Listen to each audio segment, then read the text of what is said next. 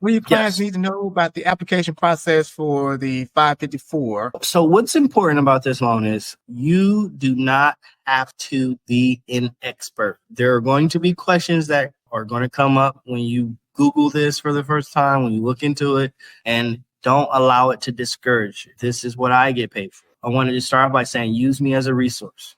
The SBA 504 is probably the second most popular SBA loan to the 7A. The ABA 504 is collateral based, meaning that it's typically for purchase of commercial real estate or large equipment. When we talked about the kind of two segments of short-term support versus the long-term strategic growth, this is a product that's more designed for the strategic growth piece. The reason why that's important is because of the benefits of the program.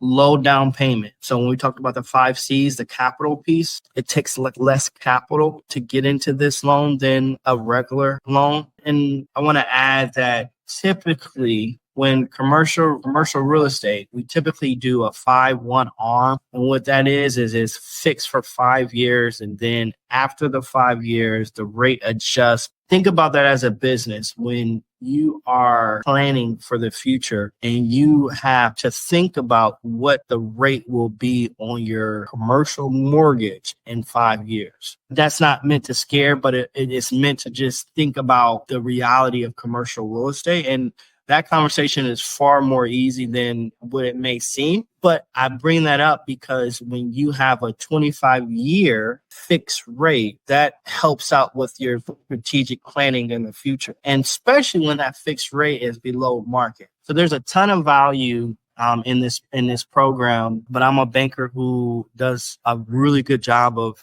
making sure that you have no surprises on what this process looks like if you would be interested, and we can talk more in detail about it. But again, the biggest piece is that it's a low interest and it is a lower down payment to get into it.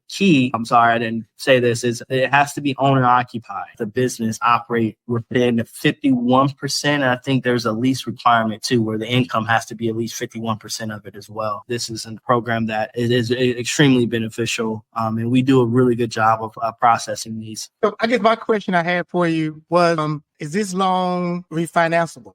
Yes. So if it's 25 years, so you can refinance it? Yeah, absolutely. Always. Think about the environment we've been in where interest rates were rising. So really it wouldn't have made sense to refinance. But I think what you're thinking about is if rates were to decrease, would you be able to refinance it with another 504? And the answer is yes.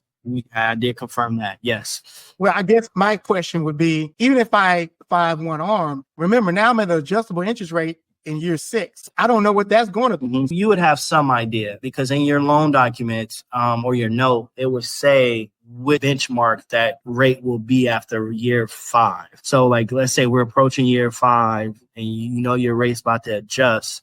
The language in the note will say what it's going to adjust to, and you can go out and look and say, okay, all right, this is the rate. So you would know the rate. Like it wouldn't be a surprise what that rate would be. But now, obviously, year 2, you wouldn't know what that rate would be in year 6, though. We're talking about in year 5. Did I answer your question? Yeah, because I'm kind of gearing this toward the audience because let's say people that do know about how these arms work, they'll need to know that in case they do want to refinance. If the rates are lower or they can get a lower rate versus the arm, then that may be something they want to look into. Yeah. And again, it goes back to purpose and understanding the culture of a business is very important because some people are like, listen, I want a fixed rate. I don't care. I do care what the rate is, but that adjustable stuff, that just isn't something I'm interested in. Right. And all I'm saying is look, everything is situational, case by case. And once you get there, you'll know what you need to do based on the circumstances. If you need to refinance, you can. If not, don't. The interest rates are low, stay with it. Just cross that bridge when you get to it.